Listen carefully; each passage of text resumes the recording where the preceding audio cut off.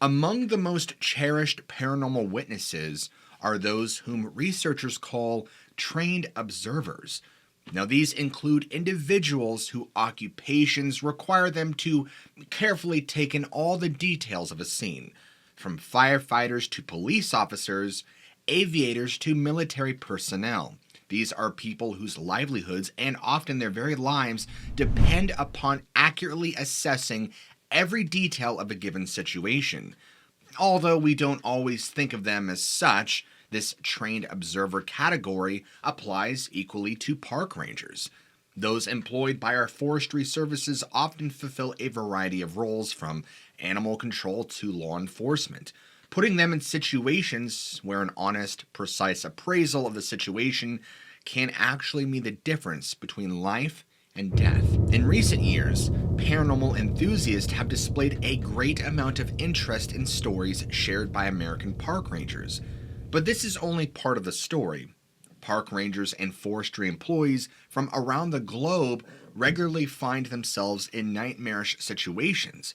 What follows are but a handful of examples. Let's go to Argentina for a minute. To the west of the greater Buenos Aires, Argentina sits Parque Los Robles. In 1990, local authorities designated the park as a protected landscape, complete with its own dedicated park rangers. Now, ever since then, park rangers have reported strange occurrences in the area. Activities seem to pick up, especially in 2008, according to Ranger Cacho Ferrer. Cacho explained how one of the museums on the property had an iron gate which was kept shut with a heavy chain. The chain was not padlocked, but rather simply looped around the gate and tied together. Not the most secure arrangement in the world, but good enough to keep the wind from opening it. According to Cacho, he and his assistant, Lieutenant Hector R. Losa, would regularly hear this chain being unwound. They were always less than 100 feet away, and the gate was always just beyond their field of vision. Yet, when the rangers went to investigate, the chain would invariably be in place, just as they had left it moments before. This peculiar noise would occur time and time again, both during the day and at night, and always the gate was secure. Now, over the years, Hector started collecting more and more bizarre stories from his worksite. On one occasion, he had been on duty around 4 or 5 in the morning when several night fishermen approached him with a frightening tale. It was a clear, cloudless night. The fishermen, 5 in total, had been approaching the reservoir in Los Robles on their bicycles when they encountered a dense cluster of mist or fog blocking their path. They all dismounted and walked through the cloud with their bikes. None of them wanted to risk hitting some unseen obstacle at high speed. But shortly after entering the cloud, the fishermen began feeling uneasy. For starters, the weather didn't seem conducive to fog. Even if it had been, this mist was condensed and highly localized. Still, they pressed onward, the promise of a successful night of fishing outweighing their concerns. Now, once they reached the center of the cloud, the entire scene lit up with what they later described as a dim light. Everyone froze in place with the exception of the fisherman last in line, who turned around to leave, and as he did so, a pair of 2 smaller lights, both very powerful, extended above and to the sides of the first light in a triangular configuration. The other fishermen told their departing friend to stop at once. No one had any idea what they were up against. Maybe it would just leave them alone. Several tense moments passed before both the lights and the fog lifted. The fishermen were left terrified, however, and told Hector that they would choose a different fishing hole from that day forward. Hector also collected another story from a different set of night fishermen. This group was fishing at a difficult-to-reach spot along the shore of the reservoir. Unlike the first group, they had come prepared with a heavy-duty battery and work lights to ensure their safety. While baiting their hooks and getting set up, the fishermen heard a rustle in the bushes to their rear. Glancing in the direction of the noise, everyone saw what they described as the silhouette of a man, but very hairy, about 2 meters tall and with a very large head whose eyes seemed to light up.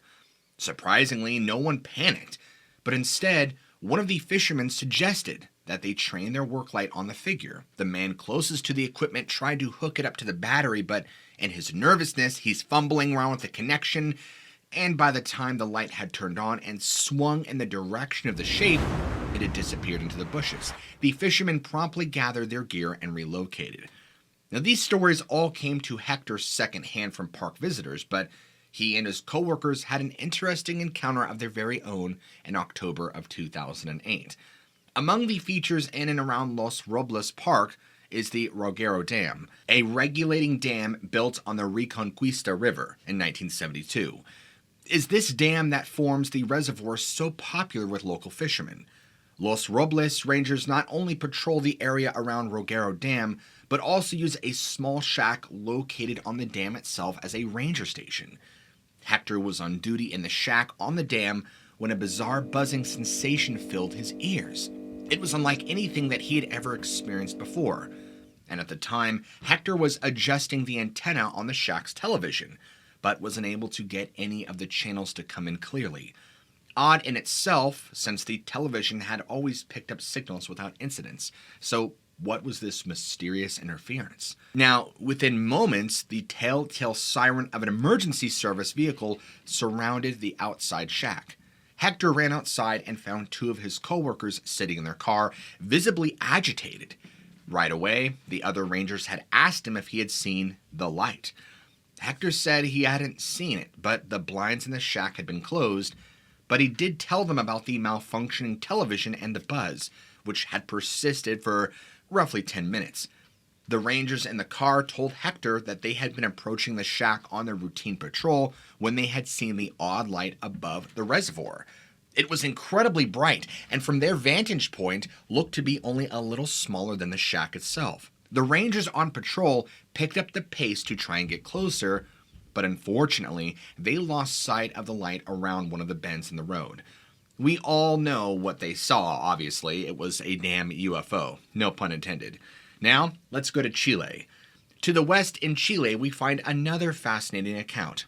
Jose Benavides, a 54-year-old forestry technician, had worked nearly 25 years in the wilderness of southern Chile before finally seeing something that he simply could not explain. It was September 20th, 2004, and Jose was working in the area around Angol, capital city of Chile's Malleco province. The sun had just set, and Jose was returning to town after visiting some properties just to the town's southwest, a little distance between reaching a major junction. Jose stopped his pickup truck on his return home to step out and use the bathroom. What happened next would haunt him through the present day. Jose related his encounter to investigator Scott Corrales. Having completed this act, standing on the front right side of the vehicle, I realized that a very strange animal was heading my way from a distance of some 100 feet. I figured it to have a height of 5 feet, solidly built, seemingly very strong, sturdy, with the body completely covered in black or dark fur. It stood erect. Its arms were short and kept them always to its torso. Legs were strong and straight. I never saw it flex its knees. Its back was straight despite the erect gait.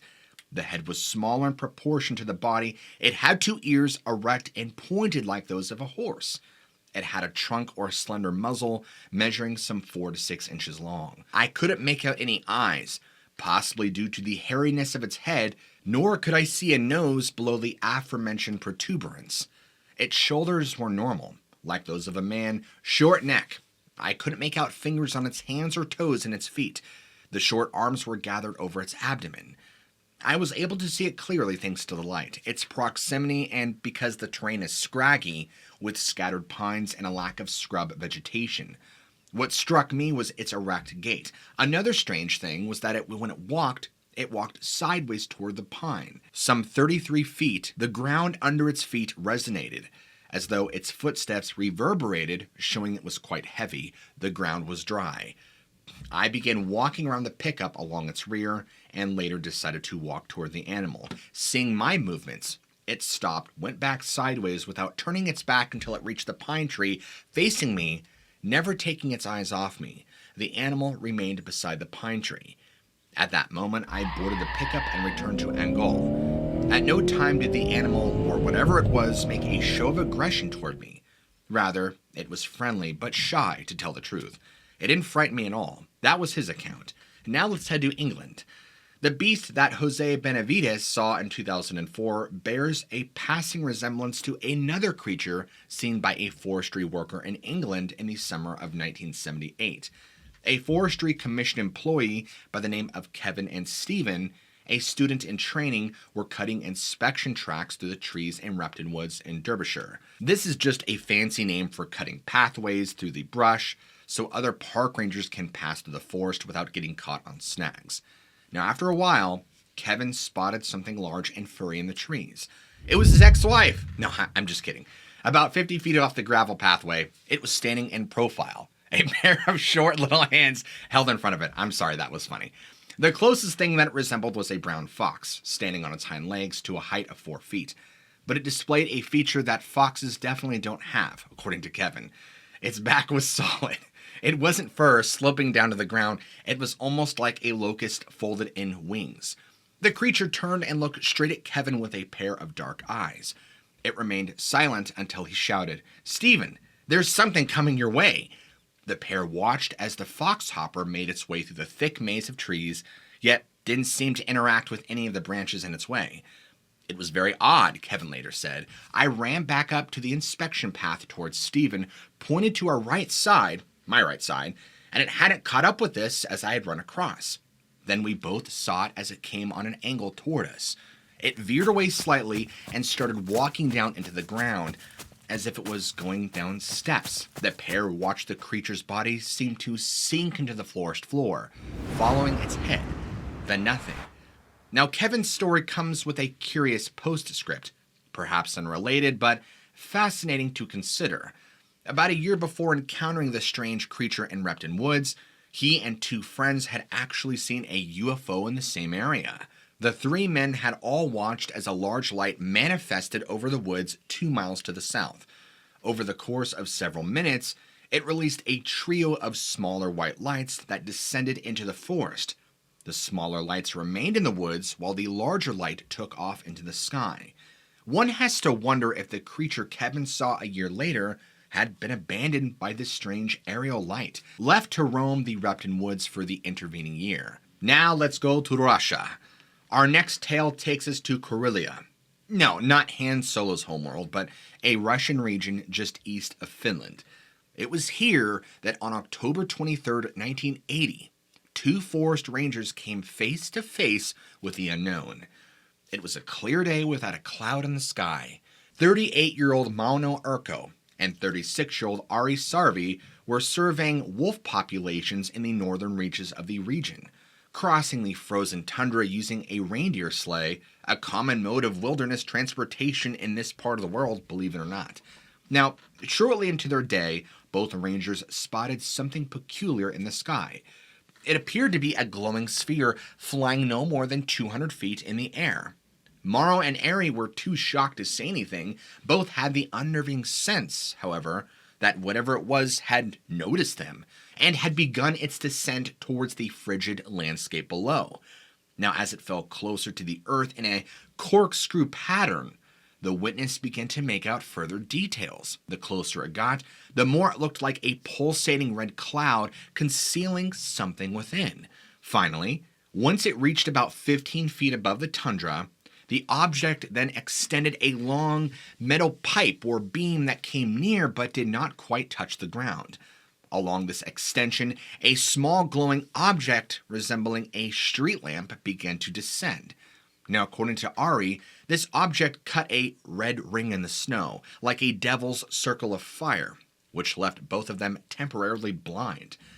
Ari, who had been driving the reindeer sleigh, said that at this point he distinctly felt someone touched him from behind. He turned around and saw no one. Something then tugged on his belt. When he looked down, he saw a tiny person standing before him, barely 3 feet tall. The creature's skeletal body was covered in a form-fitting dark green jumpsuit with white gloves. Its head was covered by a helmet, underneath which appeared a face like that of a corpse. Ugh. Both rangers later agreed that the ears almost pointed like that of an elf. Around the visitor's neck dangled some sort of short black tube. The creature grabbed this tool and pointed it at Ari, releasing a dazzling flash of light, which again blinded both men.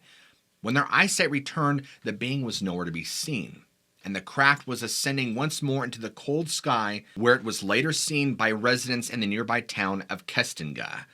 Both rangers were not sure what had happened, but they knew they had best return to civilization as quickly as possible. Now, a short way into their return trip, however, Ari realized he could not feel the entire right side of his body.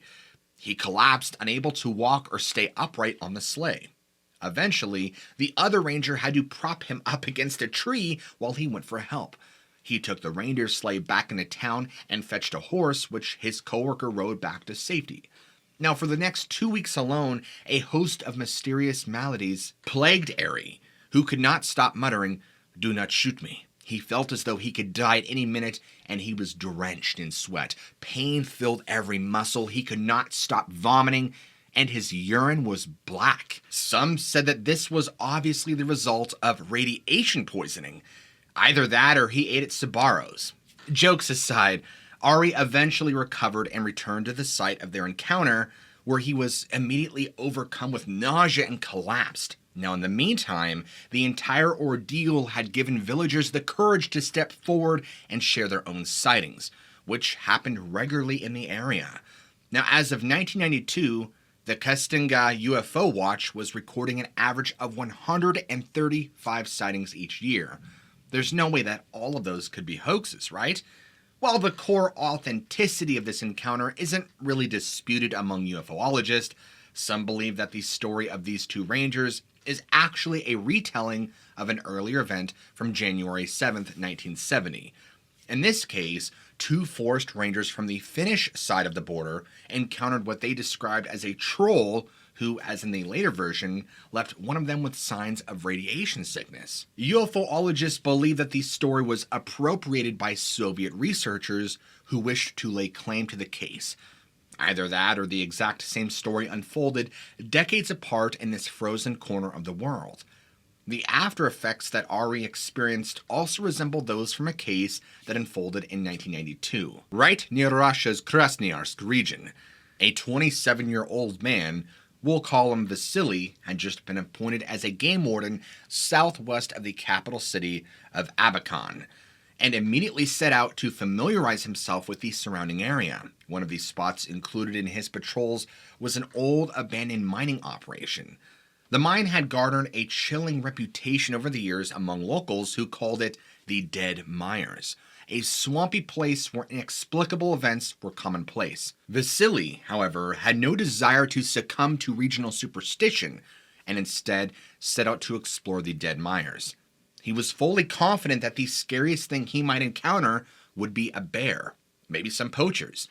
Armed with his carbine, Vasily patrolled the area and found it all quite unremarkable. However, he was about to set off for home when, to his shock, he saw something in the distance he could not explain. There, hovering no more than 2 feet above the bleak meadow, was an enormous, pink, sparkling object the size of a one-story building. Vasily had no idea whether this thing was friend or foe, and to test its disposition, he gently stepped out into the field.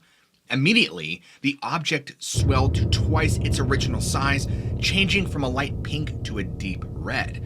As if from the very surface of the object, two semi-transparent luminous beings stepped into the meadow, approaching Vasily.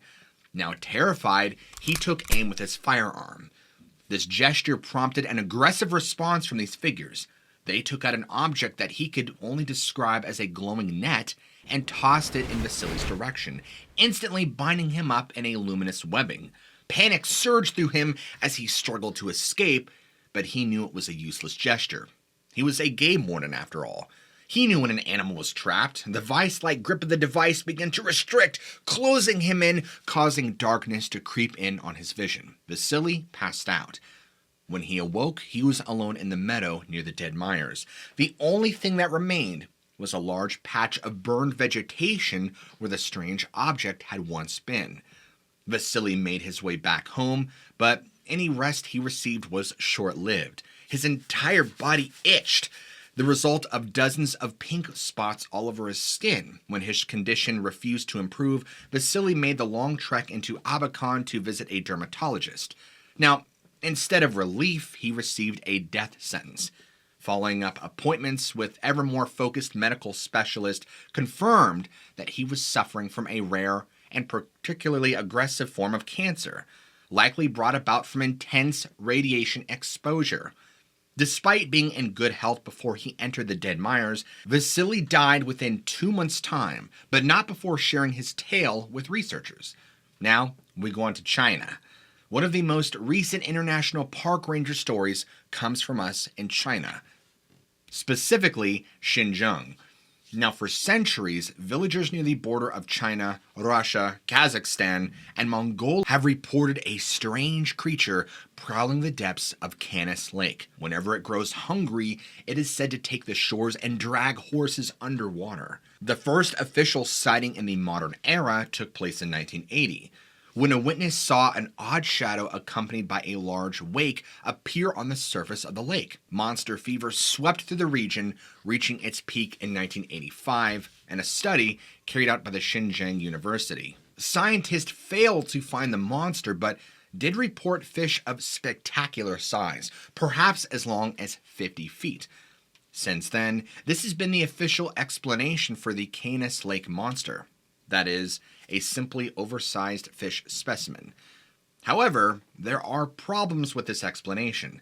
The candidates cited most often the Siberian giant trout, never exceeds 6 feet, far short of the size held by the Canis Lake monster. Such dismissals have not stopped sightings of the creature either, which notably occurred publicly in 2009, 2011, 14, 16, and 2017. There's also a 2018 sighting with video evidence to prove it from Wang Shenong, a park worker from Canis Lake.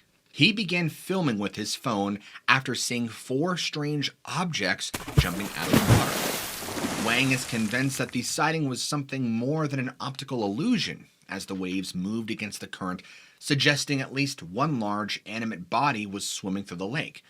Wang's footage came on the heels of additional evidence provided by tourists earlier that same year, including a group who filmed peculiar waves on the water. And in 2012, another ranger recorded similar footage showing an inexplicable wake in Canis Lake. I compared it to the size of a speedboat and a wild duck. The size of the mysterious object should be between the two, the worker said. Admittedly, not a helpful description. My weight is somewhere between that of an elephant and that of a small dog. Another encounter between Chinese park rangers and the unknown unfolded far to the southeast, where reports of the Chinese wild man, also known as the Yaren, proliferate through the Hubei province. Several forestry employees, including Chen Liangsheng, made contact with Western cryptozoologists in autumn of 1989 to share their experience from May of 1976. Chen and 5 fellow forestry workers were returning to Songbai after a day full of agricultural meetings. Because of their outstanding commitments, the following day, the men decided to drive home that evening, a trip which could take them 7 hours through the mountains of Sheninjia. Chen, who was 29 years old at the time, had fallen asleep in the car. Now, sometime around 5 in the morning, he was startled awake when the driver exclaimed, "There's something up ahead." Their Jeep ground to a halt, and there, cornered in the headlights between the road and the embankment, stood a gigantic ape. Having spent so much time in the field and encouraged by their safety in numbers, the forestry workers leapt from the vehicle to confront the beast, hoping that they might be able to capture the specimen. Even after all those years later, Chen still remembered its appearance clearly. Despite the fact that the sighting occurred at night, all present were able to get a good look at the Yaren in the headlights, coming within 6 feet of the creature. A layer of reddish hair covered its entire body, including its slight potbelly. Because of its coloration and the way it predominantly moved on all fours, it most closely resembled an orangutan. Yet, it was much more robust than an orangutan and was as tall as a human being. Even if it was an orangutan, it was grossly out of place. The apes have not existed in China since the Pleistocene era. This early morning face-off continued for a few brief moments until the wild man, looking panicked, reared up onto its hind legs and tried to scramble up the embankment. When this failed, it grabbed the branches overhanging the road and pulled itself over the shoulder and into the ditch, where it scurried off through the brush. Now, Chang and the 4 other forestry employees didn't know what to do. They still had miles to go before they reached home. And where they had once been the scientific find of a century, there was nothing but an empty, lonesome road in the Chinese forest. They simply climbed back into the Jeep and continued home in a stunned silence. Like the lake monster sightings, this encounter with the Yaren resulted in an official inquiry from academic officials. Shortly after his sighting, Chen sent a report describing the creature to the Chinese Academy of Science, or CAS. It was important that the eyewitnesses were all high-ranking officials, Chen remembered later, as party members wouldn't have lied. His report prompted the CAS to sponsor an expedition into the Sheninjia region the following year, hoping to find indisputable evidence for the creature's existence. Now, unfortunately, and obviously, they did not. Despite this shortcoming, Chen never lapsed into bitterness. Instead, he viewed his sighting as a gift. I have told the story to my grandkids, and I also told my son when he was little, Chen told reporters. He was amazed. It can be a difficult thing, coming forward to say that you have seen something that shouldn't exist and that most people believe doesn't exist. Coworkers disown you. Family members might ridicule you. Even those that care might downplay the reality of what you experienced. At best, claiming that you were mistaken. At worst, telling you that you've gone insane. This scenario is no different for rangers and forestry workers.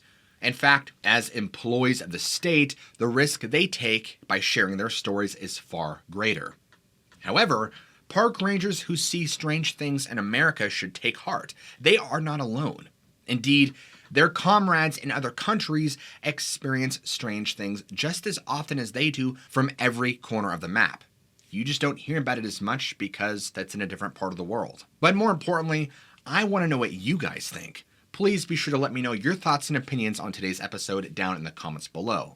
And if you enjoyed this type of content, be sure to go ahead and slap that big ol' red subscribe and like button for more content just like this. And as always, guys, I love you all. Keep an open mind, and I'll check you guys out in the very next video.